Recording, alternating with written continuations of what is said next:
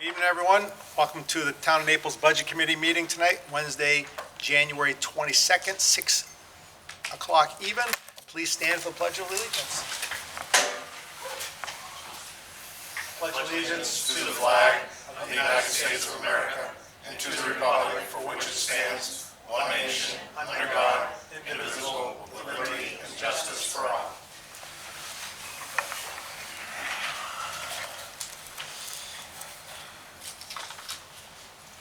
Okay, roll call tonight. Mr. Steve Hoyt. Here. Steve Merkel. Here. Samantha Hayes. Here. Jim Gratello. Here.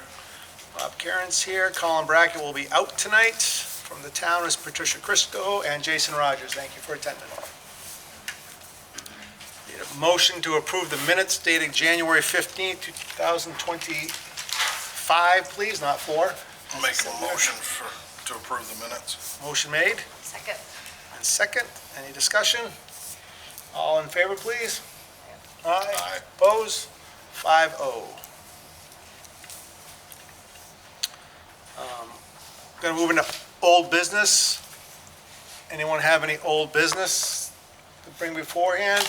Kathy Kyneth came in and would like to ask the committee a question from last week after she read the minutes, so I'm going to let her get up and speak if you'd like, please. Good evening, thank you for allowing me this time. I actually didn't read the minutes. I watched the Budget Committee a couple days later. And one thing I'd like to request, if at all possible, is that if there is a committee whose budget is going to be discussed, same as you invite outside entities that are asking for money, could you let us know when we're going to be topic of discussion, then we can come and answer any questions you have, because I'm co-chair of the Parks and Land Use Committee, and we would just like to make that request, if at all possible, that we get notified if there's anything coming up. Okay. Okay? Yep. There was discussion about the Village Green. It went pretty quickly. So I just needed clarification about the $125,000 that has been designated for Village Green improvements. Is that still available, or is that being discussed? That's being executed in this current fiscal year. Right. And the project will be complete before the end of the fiscal year. Right, so we still have that money? Yes. Okay, that was my question in my email to you, is that's the way I interpreted it. A couple other committee members interpreted it a little bit differently. Yeah, it's just we're not asking for the same one That's next. exactly, thank you. So I just wanted publicly to that was confirmed. The other thing that I didn't hear, and it might be that I just missed it, but there was playground and basketball court maintenance for $10,000. Now, my question is that the basketball / pickleball court behind the office and/or the Route 11? Behind the office. Okay. I'd like to make a plea that that really does happen this year, because it's been requested for multiple years that that court gets attention. It's the only place in town the kids play basketball, and we used to use it before the gym here was defunct. So if I could really make a plea, I don't know if this is the right forum to do it, but if we could really make sure that maybe that gets high priority come spring. I mean, if we pass the budget with a request, then it's up to the town to put that into the cycle to have the work done. And that's why I'm here. And those, I'm begging. well, those funds were approved for this current fiscal year. Yeah. And that is a spring project that the maintenance director is Okay. working to get done during the spring, as Okay. well as a couple other things. So those funds will be executed this year. Excellent. Is there any plan, is there anything in the budget here to address any improvements on the American Legion Route 11 pickleball courts? Mind if I? Yeah, oh, please. Probably at this point, no. No, Not until we discuss what may happen in the future there. So at this point, this year, we can work together and possibly put a coat of paint on it, but, at this point, we're going to hold off until future plans for it. Okay, because I think the last time, there were several of us that played pickleball there, painted the courts. I don't know that that has happened in the last couple of years. We kind of lost our volunteers. Okay, thank you so much. Appreciate it. Thank you for coming in. Any other old business? Okay, seeing no old business, we'll move right into the new business. Last week, we talked about the Info Center Historical Society coming in and speaking to us this week. I know Brenda and Katie both are here tonight. If Brenda would like to come first, it doesn't matter which way, whoever wants to come up first would be great. Mr. Chair and the rest of the Budget Committee members, there's a document in front of you that outlines the duties executed by both the Historical Society and the Information Center. Does it have the amounts on here? I can get those for you while you listen to them. I can dig those up for you. Yeah. Probably do it. Hi, Katie. Hi. Want to review a little bit what you wrote down here. Yep, so I've been the museum director since 2019. I don't know if you've ever been in the museum. I know Steve and Steve have, certainly. Bobby's been in there. Jim Cotello's been in there, but I'm not sure about other people. Obviously, Jason's been in there. I also watched the budget committee, the last meeting that you had, and I want to make sure you understand that the Historical Society is asking for $4,500 and something, but it's $3,000 stipend for me to keep the museum open. But it is not just I unlock the door and I go in and sit. These are all the things that I've done over the past 6 years. Obviously, I just threw this together this week, so there are probably some things that are missing. We put the visitor information specialist, so Brenda's job, on there as well, so you can see the difference between the two positions. It's a $3,000 stipend, but it's really a year-long commitment. We're working on things all year. It saddens me that I have to come here and explain to you what we've done, but I can tell you a few things. So last year we did a Village Green craft sale and yard sale as a fundraiser. We're going to do that again this year. The Historical Society has been responsible for replacing the shingles on the gazebo because that actually is property of the Historical Society, but that's for another day. We started a new photo project because people were coming into us and saying, hey, do you have like pictures of gems from the 1980s? And some things we just don't have pictures of. So we said, hey, let's start taking pictures of things now like Lake Region Convenience because we think that's going to be torn down. But in the future, someone's going to want a picture of that. So we started collecting pictures of things that are happening right now.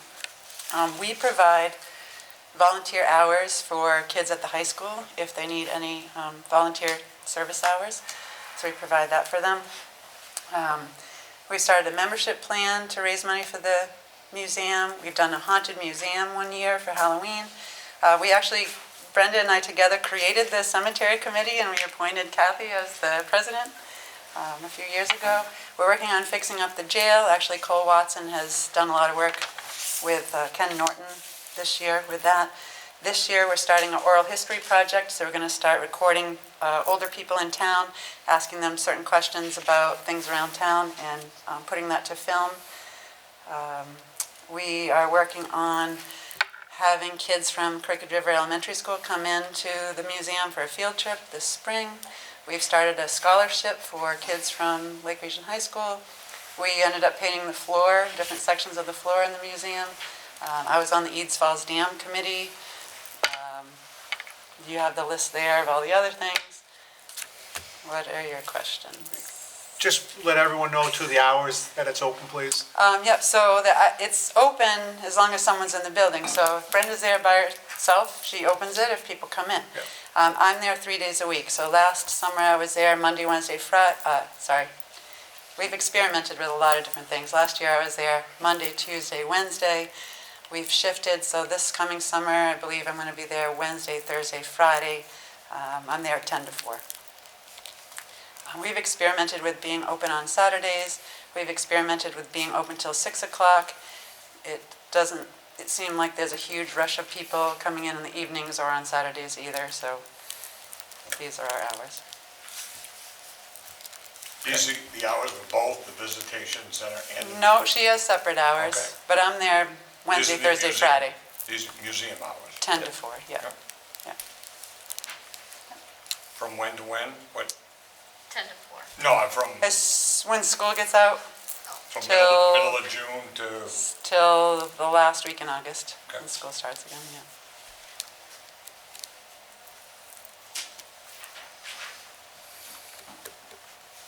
There've been a lot of changes to the museum in the last 6 years, if anybody's been familiar with the museum in the past.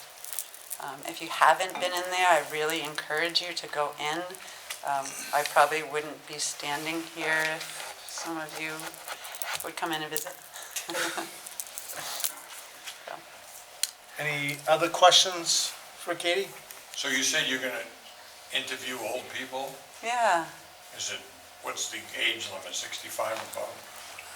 Well, we're going to start with Ed Cash. Sorry, Sorry, Dad. sorry you have to go through that. Good enough tape?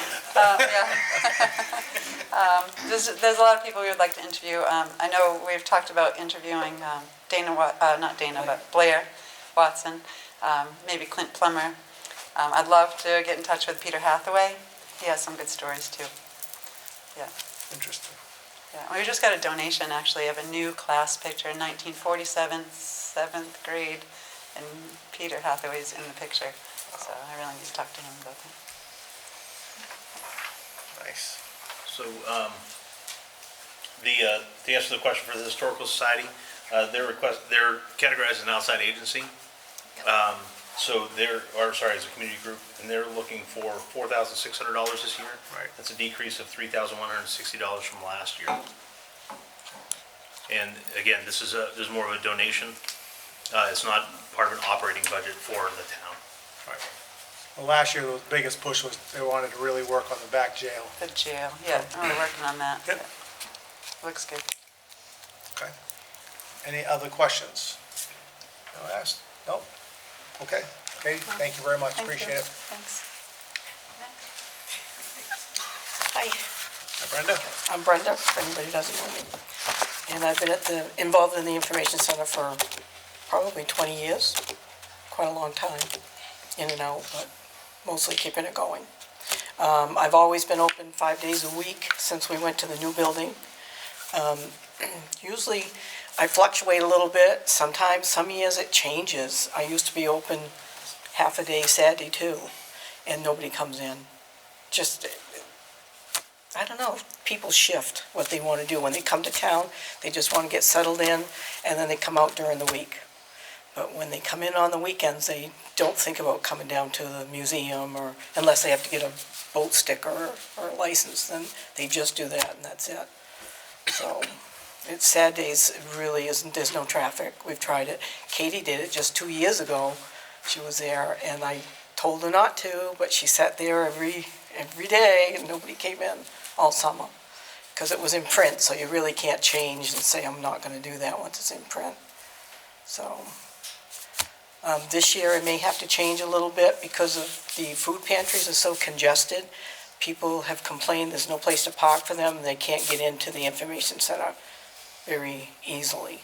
So I thought I'd come in 12 to 4 on Monday and Tuesday, and then 9 to 4 the rest of the week, until we can get a better traffic pattern or something.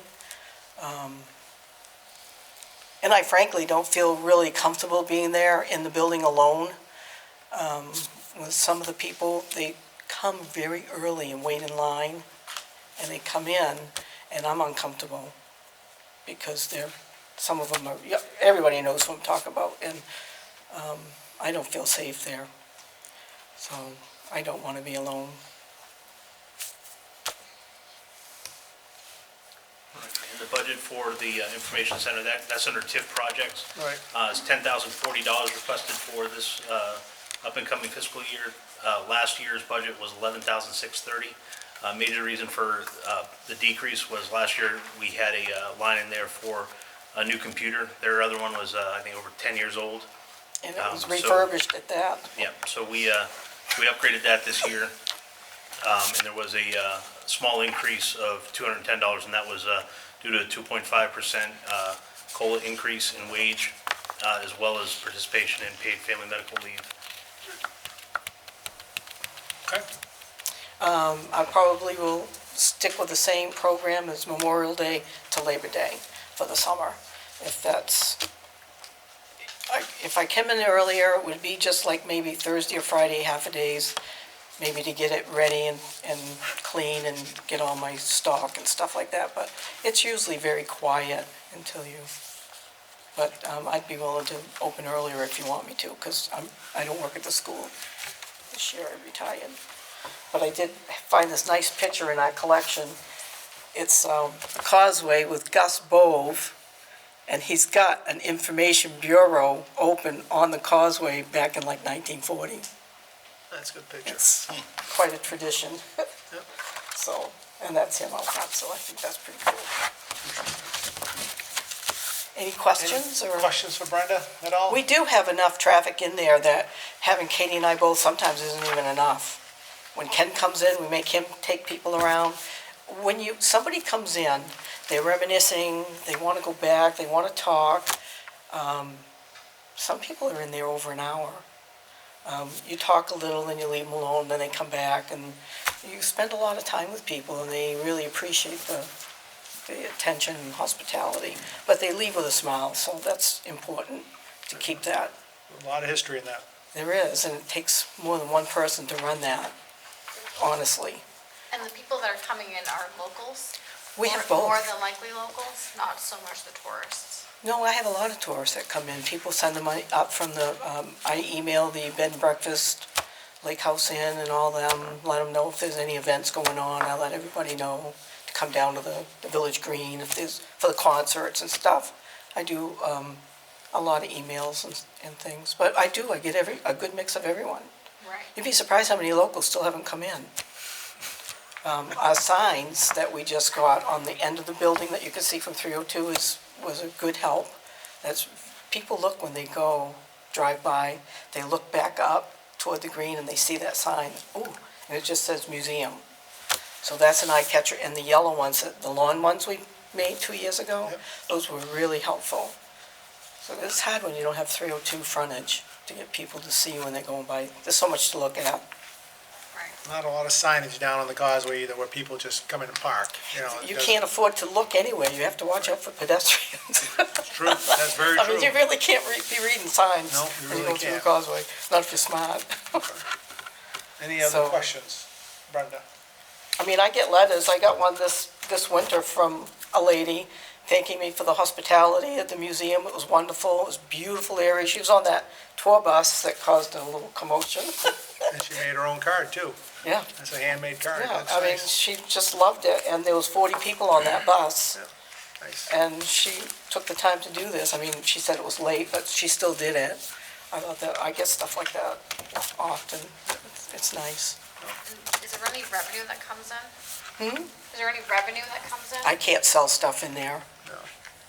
I'm not gonna get involved with taxes and stuff like running taxes and books and, what would I sell? I don't know. So my problem that I'm having this year is that there's a lot of stuff that we do in this town that's very tourist based, that the people that are here 365 days and that are own land here are paying for. And then all the people that are coming to visit and the tourists are paying zero up and Well, contributing zero up. they spend money in the museum because they can buy a book, they can buy a plate. It's a donation-based. We have a tip box that they're very generous, so we use that for our operations to help run things during the summer. So how much are you getting up, like average? Do you know how much you got last year? Last year, we probably brought in, well, I know we made over 600 just from the quilt I made and donated. We made 600 and something off the top of my head. That's why we asked for a lot less. We made, I'm sorry, I didn't even think to look at that. We had that yard sale, we made, I think, 500 something. We made over $1,000 between the two, which was good. The library helped us a lot. Toward the end of the season, the weather was weird, it was too hot. So we put it in there because they were open longer hours, and it was air conditioned, and so we got some money from that, and that was very helpful.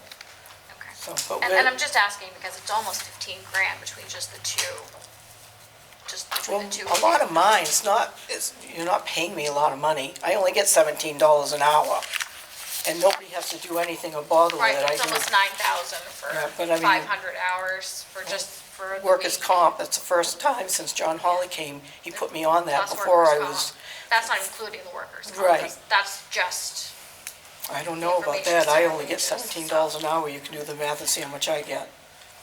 almost $9,000. No, I don't. It's $8,610 is the wages. I get 30 hours a week at $17 an hour. It's $17.22 for 500 hours. That's what I we're don't paying work you. 500 hours though. So then this needs to be changed then. Then our numbers are too high.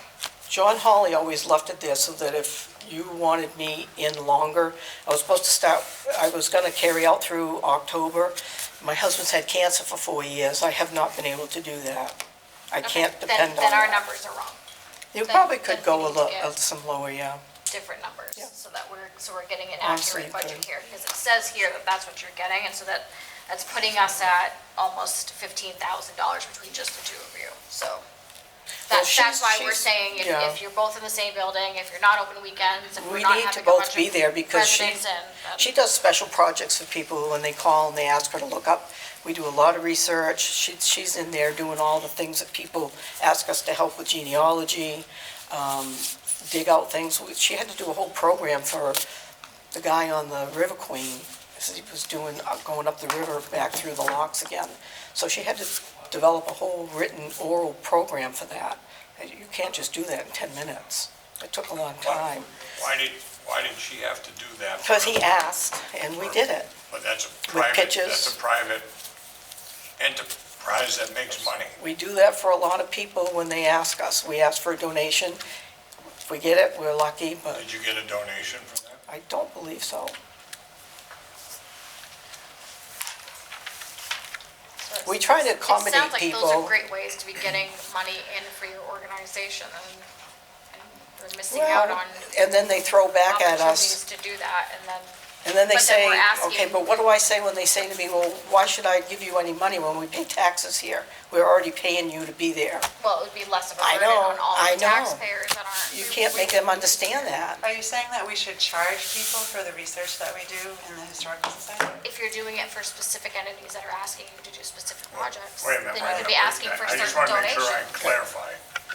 When people come into the She- Historical hold- Society, Hold on a second. we do research for She them. said- She He's- I said have no that, I said problem with something he wants to research. know. She said you did an An oral program oral for him. program that they played on their trip while they were we going. didn't do the voice. We did the research All the on the written historical things that were on Brandy Pond and through the river, through Songo River.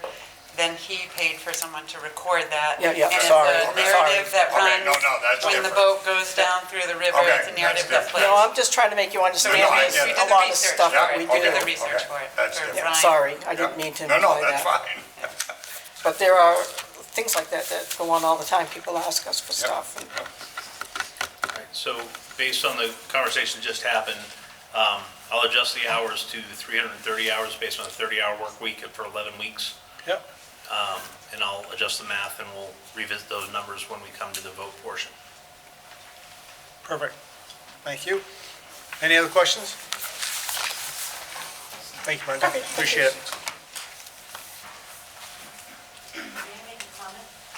What's that? As a taxpayer, I think it's a piddly amount of money that we're quibbling over compared to the services that we get. They're preserving our history, and I don't think we can put a price tag on that.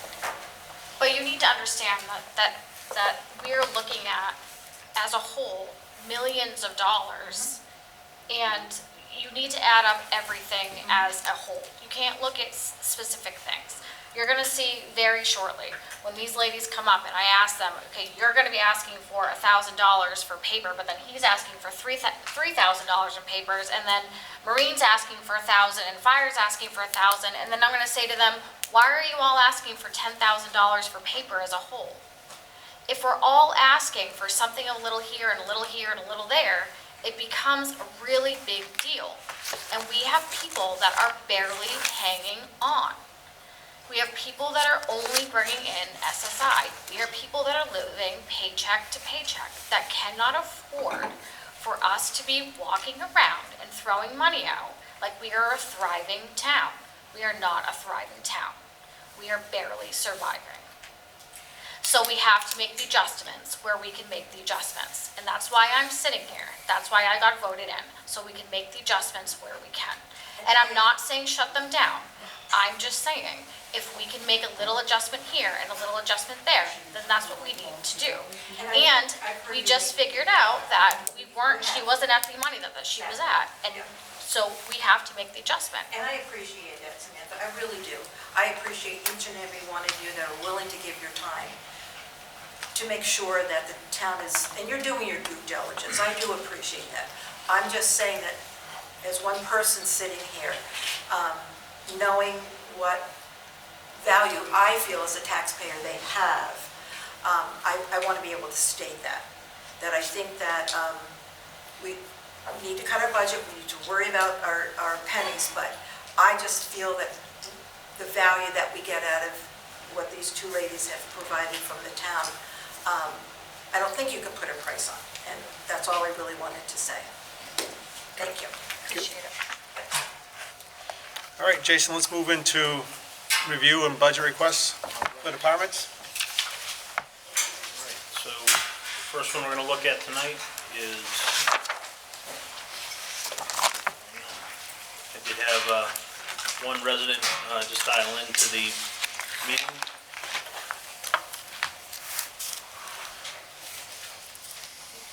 Sorry.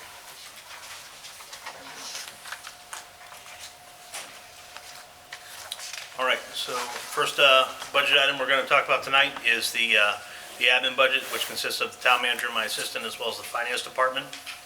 Overall, the budget request is $575,459.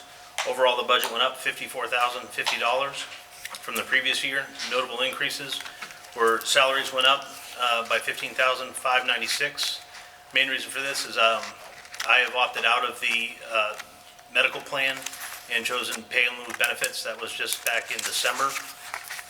That has to be counted as income. That's about $8,000 extra. And the assistant position went from a 35-hour week to a 40-hour week position. HRA went up by $8,450. Paid family medical leave, that accounts for $1,631. Mandatory participation in the retirement plan, $7,729. Auditor fees per contract went up by $9,150. And telephone services went up $8,825. Main reason for that was we moved the budget out of the part of the clerk's budget for phones over to the admin budget, as I'm trying to get everything under one umbrella, since we all use the phone system here. Right. Rather than splitting that out, I brought it over to admin. In finance, so that budget went up as we are executing an accelerated succession plan where Patricia Cresco will become the finance director here later this month, and and Harriet Libby, the finance director, will become the deputy as we work to build our resiliency here and ensure that we have a lengthy process and redundancy and capability within finance. HRA went up by $1,000. That's to account for maximum use. New paid family medical leave, that's up $1,255. And mandatory participation in retirement is up $3,067. Notable decreases: computer upgrades went down by $2,000. Health insurance is down by $1,505. And legal expenses are down by $2,000. We've moved some legal expenses out of admin and the clerks over to code. In the past, they've all been nested under admin, but I want to be able to account for legal fees that code is doing, so I can better track what we're paying for as it relates to plan review. Yep. Great. Any questions for Jason? Yes, Jim? So we're raising the pay of the deputy finance director to finance director. Are we lowering the pay from the finance director down to the deputy? No, the finance director, due to her time and service with the town, she's been here over 10 years, so her longevity justifies keeping her pay where it's at, but all future pay increases will be at the COLA rate. So less responsibility, but equal pay. The pay remains the same, yes. Has the decision been made to go from 35 to 40 hours on the admin, or is that a request for this year's budget? I've spoken with the select board about this, about going to 40 hours, because we did have when we changed that position back last summer, when Paula Miller left, it was difficult to find someone at 35 hours a week, so I requested to go to 40. So this position has already been moved to 40 hours? It has. And how is it funded if it's not in the budget? It's funded because I did have an overlap period between filling that position, so there was money within the budget to support that. So if the budget committee doesn't agree to fund this, since you've already done it, you would have to go back to 35 hours. I would have to come up with a way to keep her at 40. Okay.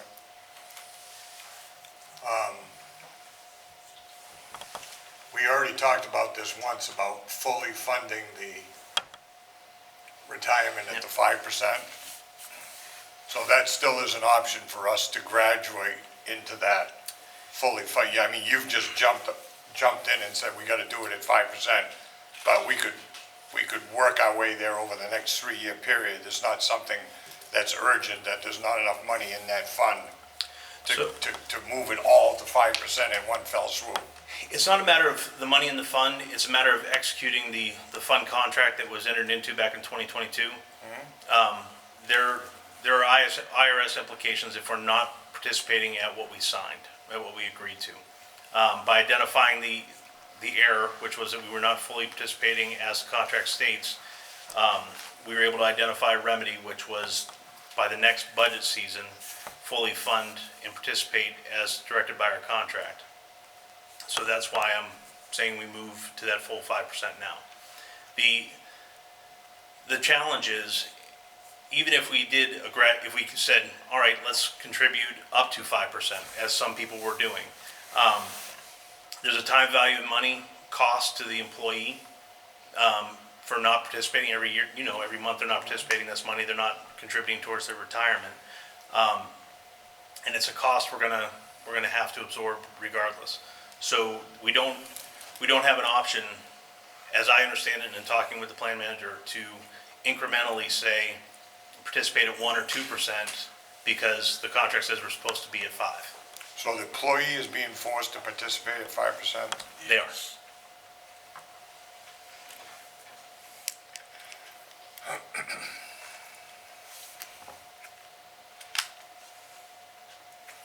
I'm all set. All set? Any other questions for Jason? Yeah. Yep. What are you advertising out of the admin budget? Oh, so whenever we do advertisements for new business licenses, we have to notify butters, those all come out of that budget. So then why don't you do that out of the clerk's budget? Because Or the is- business licenses are managed out of, by my assistant. Okay, because you know you've got just shy of $6,000 in advertising out of the whole budget. That sounds about right. Okay. Try it, Steve. Does that also include advertising for meetings and things like that? Yes, thank you. And so whenever we put out a posting in the Bridgeton News, we have to pay for that as well.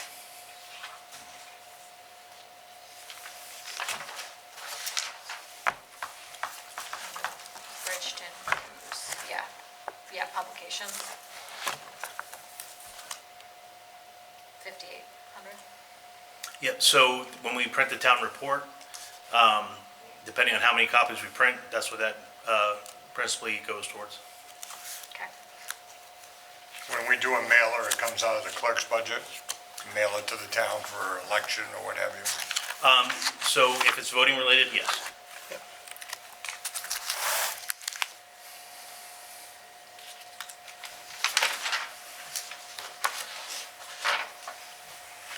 Any other questions for Jason, for admin? I'm all set. Good. Steve? No. You guys good? Thank you. Samantha? Yeah, I'm thinking- Okay, let's move into clerks, please. So clerk's budget, this year, total budget is $411,231. Overall budget went up by $6,030.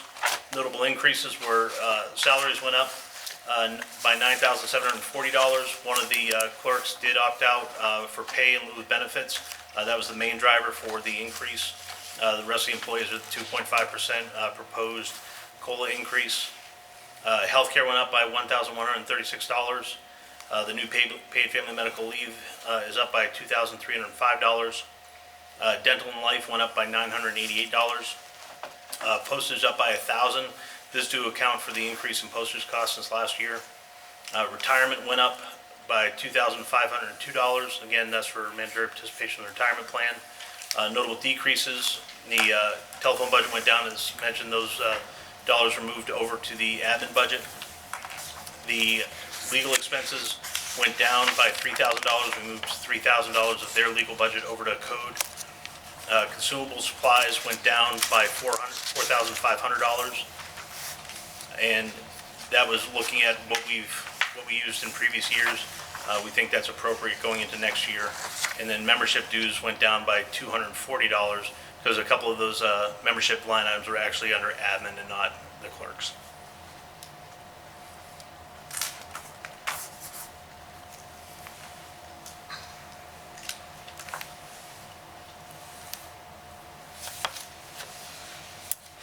Any questions for Jason on clerk's budget? Jim? Yes, Jim?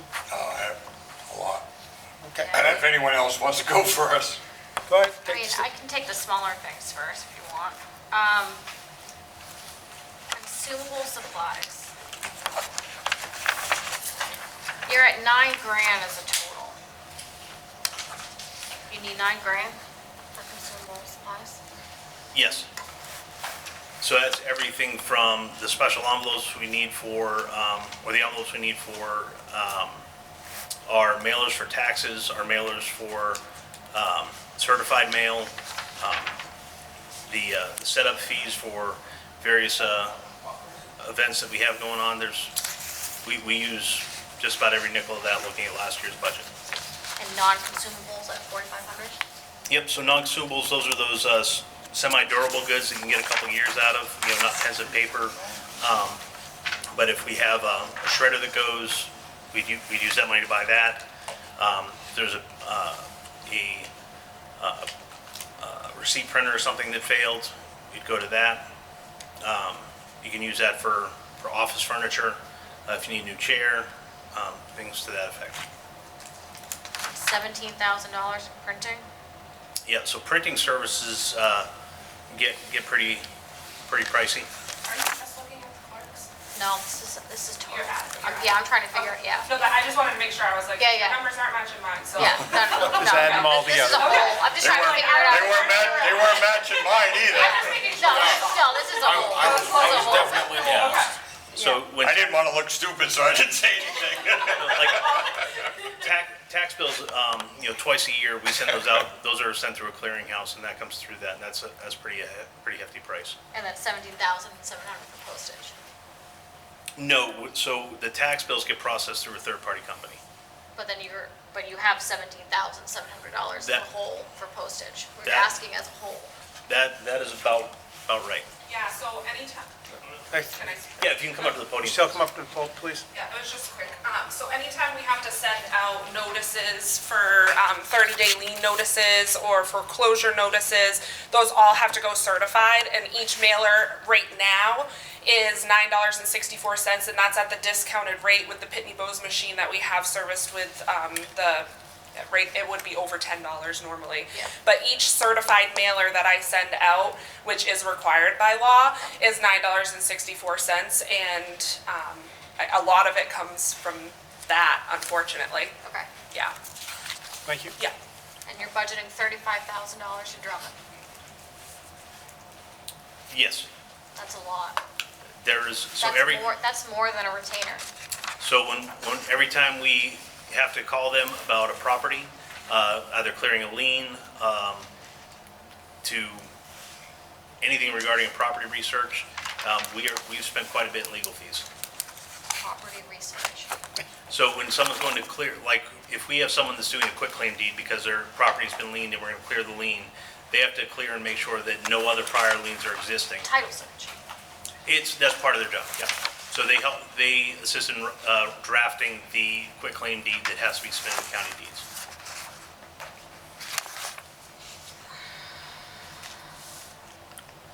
How You're good. often do you do You're that? good. I'm just here in case I. You're good. So, Michelle, the question was, how often do we do this a year? I mean, I know we're on, and they So- bill every time we even call. Yeah, so Yeah, we, that's 2.1. how often are we doing the releases? Yeah. The quick claim releases? 35,000 is a lot. Yeah, so first off too, I just wanted to remind everybody that this is the first year that clerks has been their own budget line. So for history, as far as what the clerk's office has done by themselves, has always been in with finance and admin. So for the history back, sometimes it might not just be right here. I'll have to research it.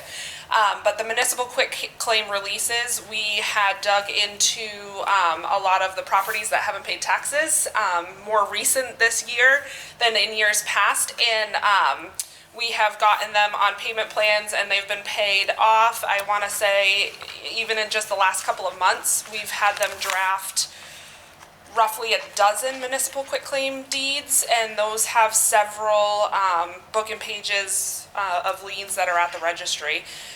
Calls on who the title searches back and forth. I don't know exactly what Drummond and Woodson charges per hour or This went up per. to $400 an hour, so even billed at 15-minute increments, so even if it's a 5-minute You know you phone don't call. need them to do that, right?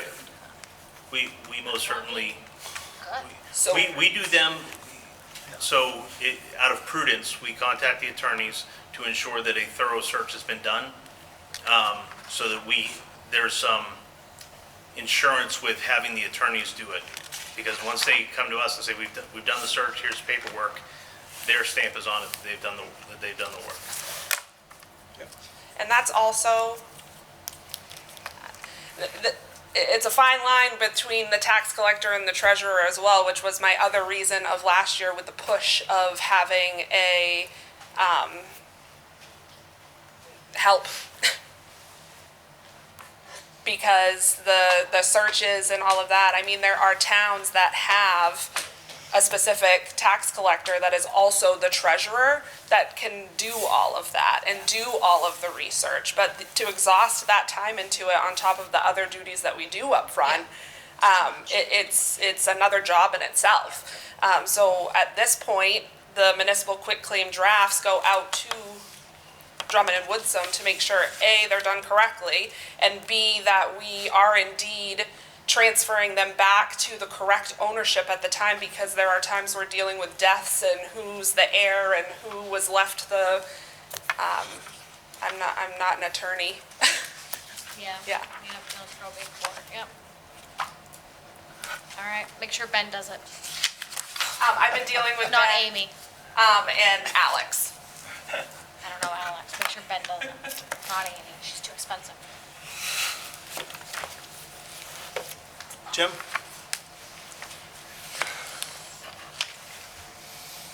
Two years ago, this budget was $130,000 less. Clerk's office was open 5 days a week, was open on Thursday nights, was open every other Saturday. Now we're spending $130,000 more.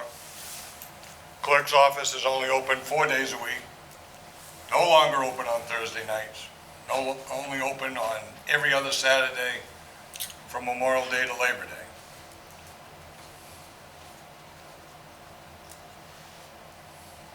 As far as I'm concerned, we've lost sight of what we're supposed to do. The clerk's office is the customer service officer of this town, office of this town. They're on the firing line. They're the ones that take care of our citizens and taxpayers. I've been against a 4-day work week, as everybody knows, and in my opinion, it's getting worse and worse and worse. If you listen to the complaints in this town, the number one complaint is the clerk's office is not open. Over Thanksgiving, they were closed 8 out of 10 days. I just noticed in the town manager's report that they moved the day they were closing on Saturdays, so, you know, at one point, they push consistency, but when a Saturday falls on a holiday weekend, it's okay to move it, so they don't have to be open on the Saturday of Memorial Day weekend. So once again, we're gonna be closed 4 days over Memorial Day weekend.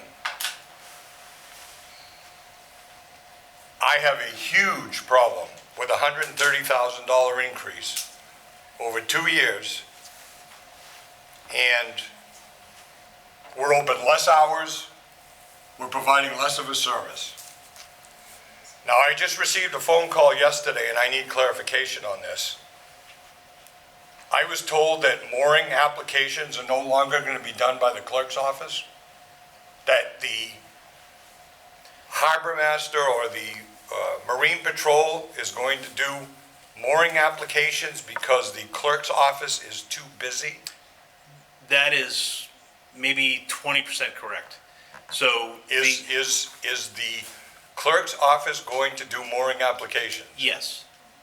Clerk's office will still receive mooring applications. Folks can still come in after submitting their application and the mooring has been inspected and pick up their mooring sticker.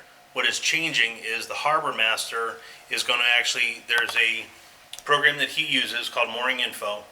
And when he goes out to inspect the mooring, he will make the notes in Mooring Info and verify that everything is correct, and then notify the clerks that I've updated Mooring Info, I've inspected the mooring, you can issue the permit. That, the only thing that changed is about a year ago when. This is for new permits? So this. So if it's a renewal, if I come in and renew my application? Yep, they'll take, Same process. Okay. It's just the mooring info where you build the new customer and you build the mooring.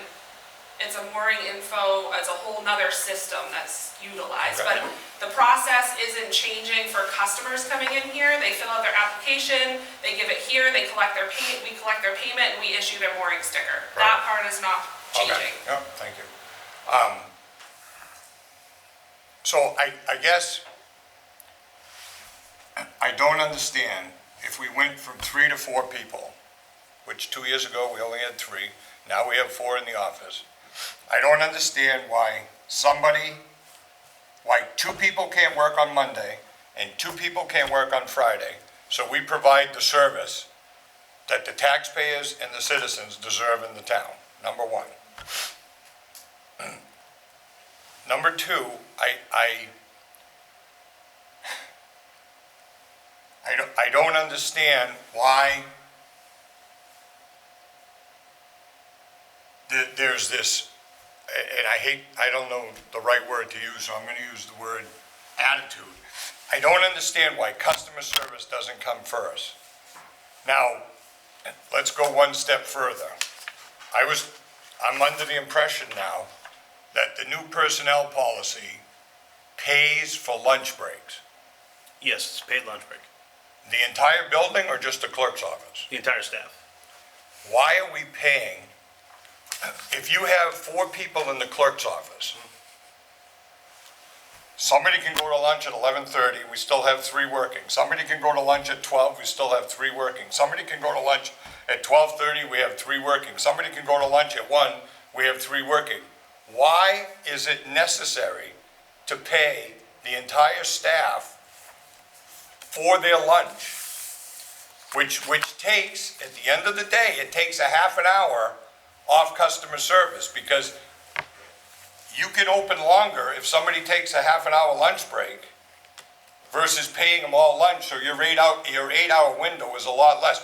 Why do 4 people have to be in the clerk's office from the moment they open to the moment they close versus spreading them out so we can, A, have somebody there on a Thursday night, or more importantly, I don't even care about Thursday night anymore. I'm more concerned with Monday through Friday. I'm not the only one that's hearing this. I know you're hearing, I know people are hearing it, because I hear it all through town. People walk up to the office and it's closed. But Jim, I mean, I understand what you're saying, but in my eyes, they gotta go to the select board. No, actually, in my, Because the in select my, board has the policy to change the that's policy, the fine. personnel They- policy. They can change the policy, but guess what? I will be making a recommendation to Right. reduce the staff to 3. Right, and that's what I'm saying. Because if we're not gonna open 5 days a week, we don't need 4 people. Gotcha. And I've just given you all the reasons why we don't. Right. And why do we need paid lunches? So paid lunches are a no impact to the budget benefit for employees. That's not true. It's no impact to the budget, it's an impact to the consumer, to the citizens and the taxpayers, because the 8-hour used to be 8.5, and now it's 8. Well, it's a 10-hour day, so they. and- Well, yeah, and because you've since- gone to 4 days. And since we shifted to the hours now, Tuesday through Thursday, we actually added 1 additional hour of customer service. So the window's open 36 hours a week for residents to come in and handle their business. The paid lunches When you, is, what do you mean when you say you shifted hours Tuesday through Thursday? so we used to be, the old hours used to be Monday through Thursday with a late day on Thursday. Yeah. All right, and then this past summer, we realigned the hours for 7:30 to 4:30, Tuesday through Friday. Okay, when we did that, that actually created 1 additional hour of access to the clerks, because under the old schedule, the window was open 35 hours a week. Under the new schedule, it's open 36 hours a week. Yeah, but the problem is it's over 4 days versus 5. Right, It doesn't do somebody any good if they can't get there on a Monday. there's It's- 4 other days that residents can get to the counter. A 4-day work week is not unique to Naples. All the towns around us are also on a 4-day work week. I actually, as a budget committee member, don't care about the other towns. My concern is I was elected by the citizens of Naples to represent them, and they're not happy. I'm not the only one that feels that way. They're not happy. Right, and to the chair's point, the hours is the responsibility of the select board. If residents want to appeal to the select board for a change in hours, they can absolutely do that. But based on our current operating hours approved by the select board, this is the budget I'm requesting. Okay.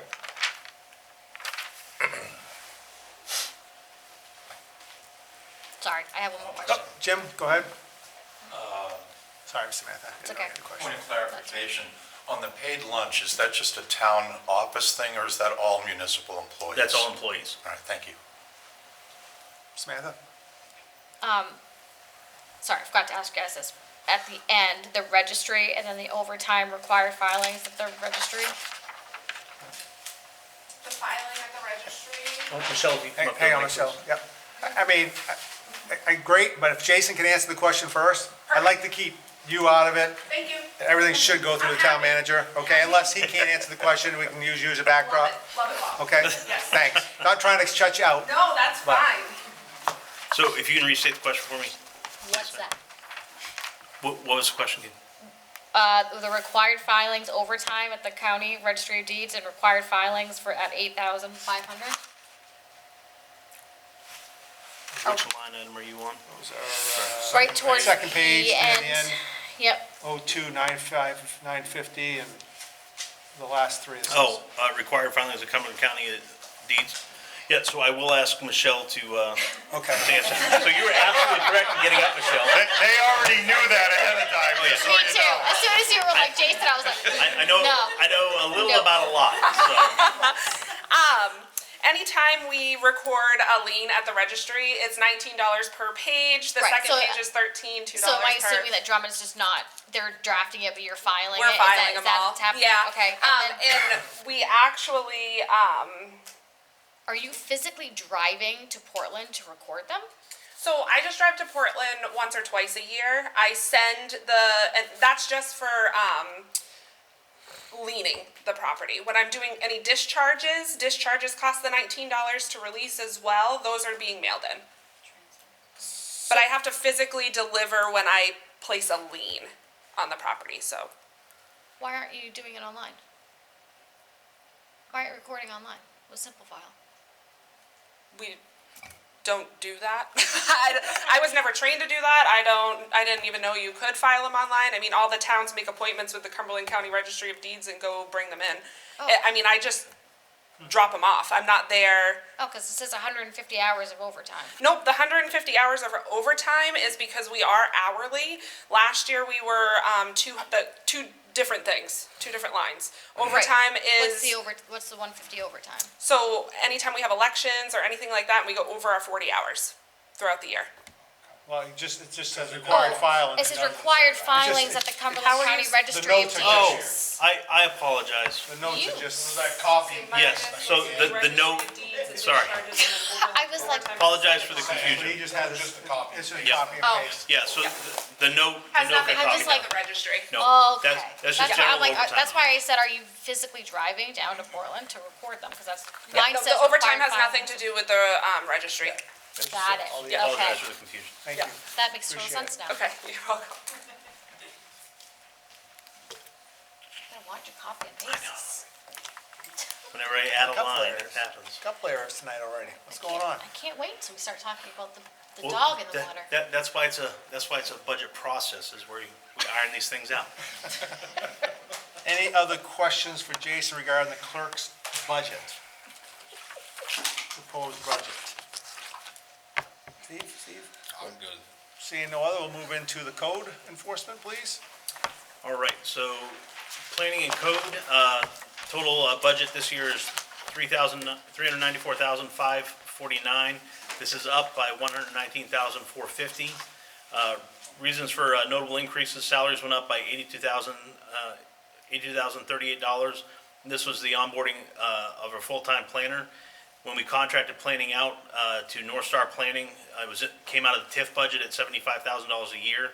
That expense has now been transitioned into planning code. So that was the primary reason for the increase there, as well as the 2.5% increase COLA for employees, for the other members of that department.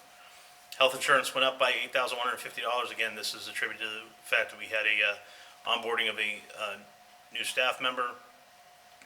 Healthcare reimbursement, again, up $14,450.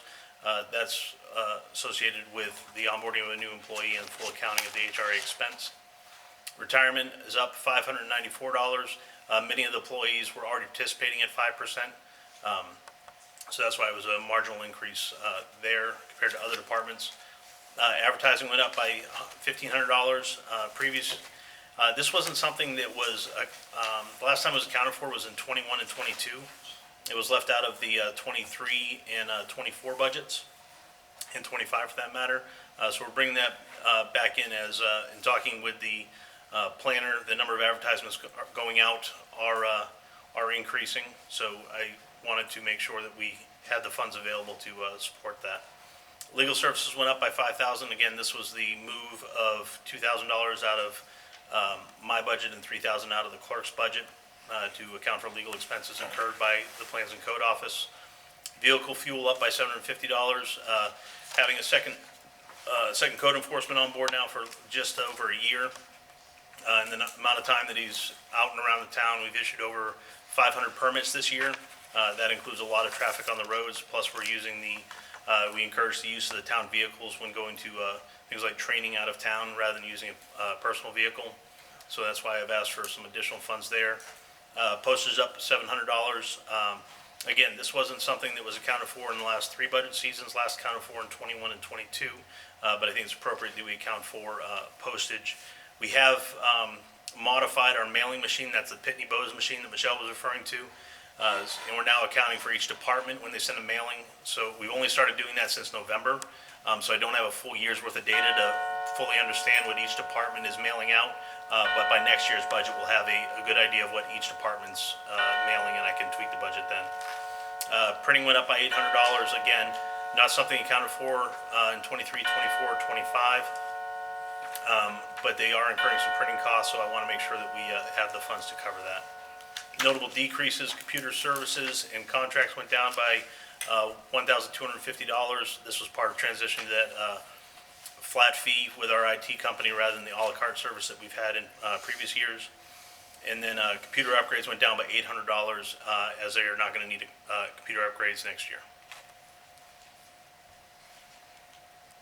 Okay, thank you. Questions, comments, concerns for Jason? Jim? Just to let Jesse and Michelle know, I'm an equal opportunity complainer, so now I'm gonna complain about the code enforcement officer. You're not just gonna leave it for me? Not just for you. Okay. I don't want you guys to take it personally. Feel the love a little.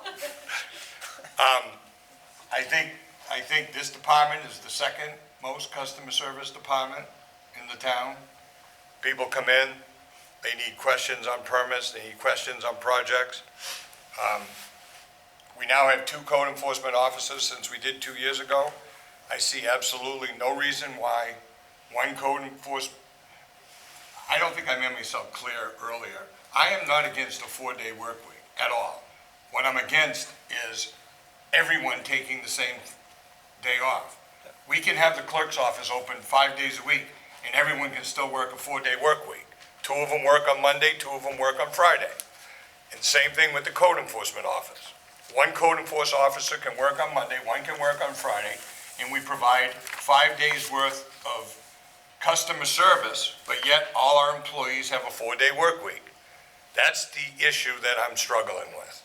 We've hired 8 more people in this town in the last 2 years, and yet we provide less customer service. Not talking about the same hours, I'm talking about customer service when people come in, they want to do business on a Monday. They're here for the weekend. So I don't understand why we can't have a 4-day work week and provide the customer service that we should in our town by opening 5 days a week. There's no reason why we can't. Nobody, with all due respect, nobody cares if the finance director is in Monday or Friday. Customers aren't coming in, consumers, taxpayers aren't coming in to see that. They want to talk to the code office, they want to talk to the clerk's office. That's who they want to do business with. You know, they're not here to talk to the human resource person, they're not here to talk to any of these other people. So, equal opportunity, that's my same complaint. I think when I sat here 2 years ago, we had a code enforcer and an An assistant. That was it. And I think that was it. And I think we voted down even getting a second assistant. And now we're at 4? Yeah. I mean, I'm all in favor of the planner, I Well, think. the planner's been, I think- planners been moved into the budget instead of being paid Right, out of TIF. right. So in the past, the planner's been paid out of TIF. So it's been working, but it's been coming out of the TIF budget. We've been trying to get a planner for years. And we haven't been able The to town, because- the town needs a full-time planner, so I'm all in favor of that. But now that staff of 4 in that department, we certainly could take care of The peak customers. the customers by opening 5 days a week.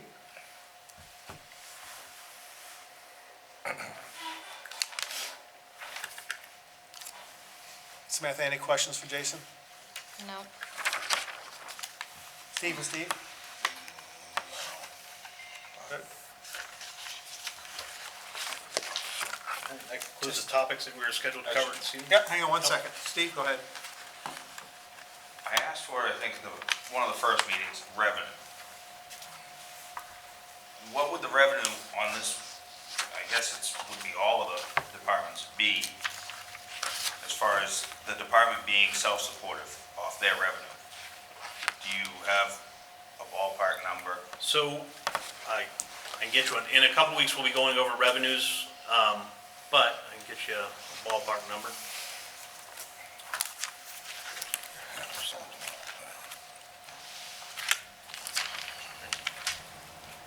Is it what's underneath your admin here on your revenues sheet? No, it'd be under code. Apologize. No, hold on. Did I put it all under that? Yep, CEO fees, approximately 120,000. So down Then- 30,000 from last year. Right. Tree inspections, that accounts for a portion of their fees as well as tree growth revenues. So total combined, on planning board fees, sorry, you make me do public math, I apologize. This is 165, 175, just about 176,000.